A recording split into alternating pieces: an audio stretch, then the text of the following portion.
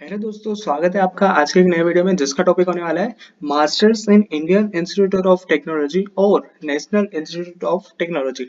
अब गेट के ऊपर तो काफी सारे वीडियोस आ चुके हैं। गेट का सब कुछ ए टू जेड मैंने कवर कर लिया है कि गेट किस तरह से देना ही चाहिए, क्या क्या प्रिपरेशन, क्या क्या स्टेप्स होते हैं गेट क्लियर करने के लिए। तो आज हम बात करने वाले हैं मास्टर्स इन आईआईटी और एनआईटी की।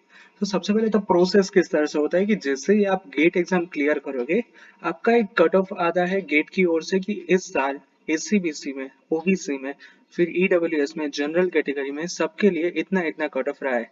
तो वो तो ऑब्वियसली आपको वो क्लियर कट ऑफ से तो मिनिमम आपको ऊपर आना ही चाहिए।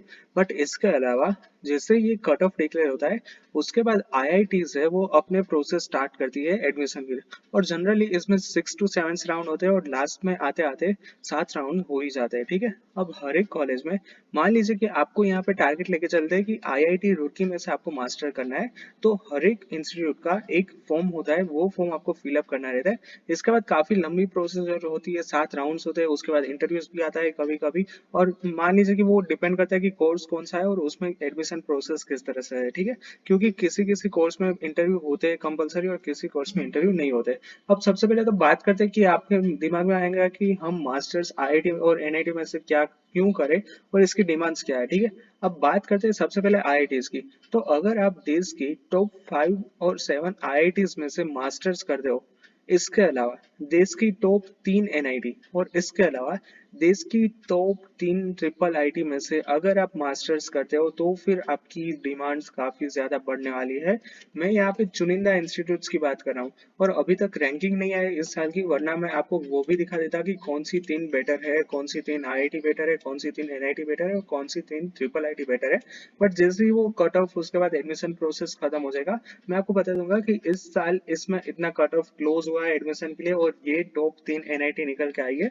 बट उसके लिए आपको थोड़ा सा इंतजार करना पड़ेगा। बट अभी से मैं आपको यहाँ पे ये बता दूं कि अगर आप इन टॉप इंस्टीट्यूट में से मास्टर्स करते हो, तो फिर आपकी डिमांड काफी ज्यादा बढ़ने वाली है।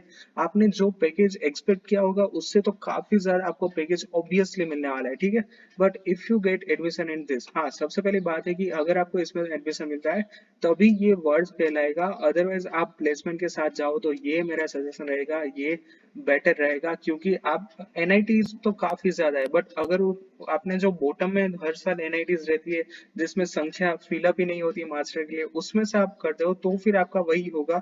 एट दी एंड आपको 12 से 16 लाख का पैकेज मिलेगा और वो तो आप प्लेसमेंट लेते हो कॉलेज में से और उसके बाद 2-3 साल के एक्सपीरियंस के बाद वो आपको ऑब्वियसली मिल जाएगा। तो फिर ये आपको एक सोचने वाली बात है कि अगर आपको टॉप इंस्टीट्यूट में से एडमिशन लेते हो तभी आपकी डिमांड ज्यादा होगी। ठीक है, इसमें मैं आपको ये समझाना चाहता हूँ कि आप अगर यहाँ पे टॉप इंस्टीट्यूट को छोड़ दो, तो फिर आपका एवरेज पैकेज निकलेगा 10 से लेके 12 लाख। ठीक है, अब ये मैंने जैसे कि बोल दिया कि ये तो आपको ऑब्वियसली मिल जाएगा कि अगर आपका जॉब एक्सपीरियंस अच्छा होगा तो। और कभी कभी तो इससे ज्यादा भी मिल जाता है। अब मान लीजिए कि यहाँ पे मैं बात कर लूँ कि काफी सारी कैंपस प्लेसमेंट में कंपनियां आती है जो ऑलरेडी आपको 10-12 लाख के पैकेज देती है। तो फिर अगर आप मास्टर्स करने के बाद भी 10-12 लाख का पैकेज लेते हो तो फिर क्या फायदा हुआ।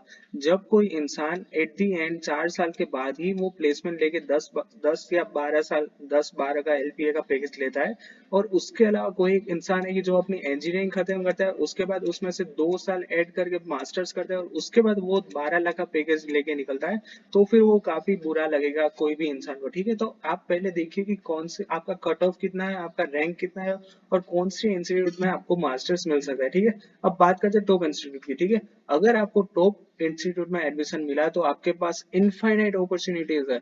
और मैंने जैसे कि ऑलरेडी बोल चुका कि आपने कभी एक्सपेक्ट भी नहीं किया होगा उतना अच्छा आपको पैकेज मिलता है इन बड़ी बड़ी आईआईटीज में से, एनआईटीज में से।